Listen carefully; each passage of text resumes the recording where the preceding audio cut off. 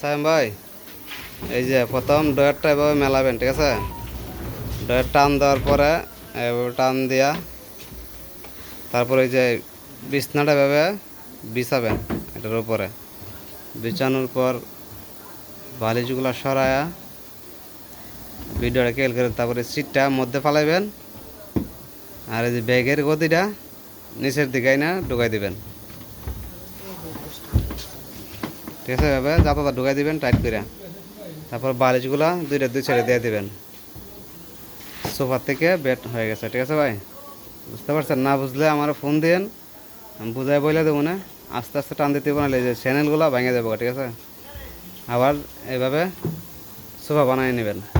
প্রথম মধ্যেটা তুলবেন, তারপরে ছোটোটা বেগে দিবেন ব্যাক সাইডে, তারপরে বালিশগুলো রেখে দিবেন,